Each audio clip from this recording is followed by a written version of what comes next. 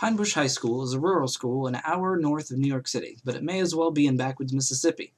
A 2013 lawsuit by Jewish parents alleging the school turned a blind eye to anti-Semites is just moving forward, and now a new controversy has arisen. In recognition of National Foreign Language Week, the school allowed several students to read the Pledge of Allegiance over the PA in a variety of languages, but when it was the Arabic student's turn, he found his rendition greeted with catcalls and jeers. The incident was followed up by several angry calls from parents who felt disrespected by the school, compelling their children to listen to their pledge read in the language of a nation, Afghanistan, where they lost loved ones in battle. For the record, Afghanis do not speak Arabic, but Dari and Pashto. All the same, the school issued an official apology and promised that in the future the pledge would only be read in the officially sanctioned American language, English. For the record, the U.S. does not have an official language, and there is no prohibition against reading translations of the pledge.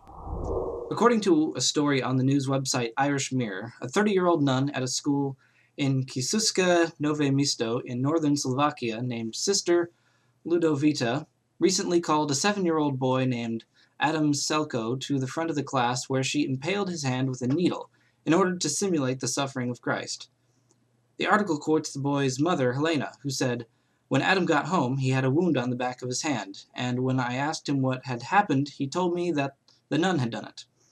Expressing shock, she continued, "And with Easter coming, I began to worry about what she would do next. Crucify one of the students, or hammer a nail into their hands?" The story also quotes an unnamed school official who said, "We strongly disapprove of this sort of teaching method. When I contacted the sister, she told me that the class had been learning about Jesus Christ and personal sin. He said she told him all of the students were invited to prick themselves, but most declined the invitation, adding, 'She denies stabbing the boy and says he did it himself.' Either way, this is inappropriate behavior and will not be tolerated in the school." According to the article, a priest in the district named Peter Hobiska reports that the nun has been removed from the school. Recently, several of Canada's highest-ranking Christians, led by the president of the Institute for Canadian Values, Charles McVety, released a statement voicing their concern that Christianity is under attack in the Great White North. The statement listed several specific examples to support their contention, including the fact that a Christian college, Trinity Western University, cannot get accreditation of its law school program. Also, the initiation of a movement to promote diversity, which has the support of 72 Canadian companies, including DuPont, Dell, and Chevron, and a decision by the College of Physicians of Surgeons of Ontario, which would allow physicians to opt out of providing birth control and abortions based on religious convictions, yet would require them to refer patients to doctors who are willing to offer these services.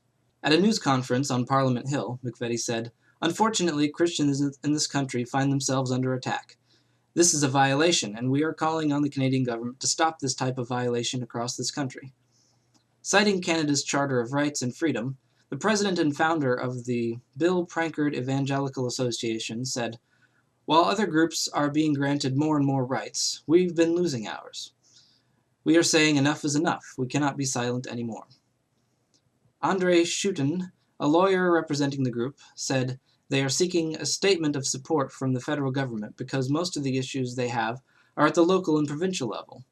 Said Schouten, apparently oblivious to his own Orwellian subtext, "Those levels of government also have to step up and be willing and ready to play fair with religious groups, including, and especially, I think, Christian groups."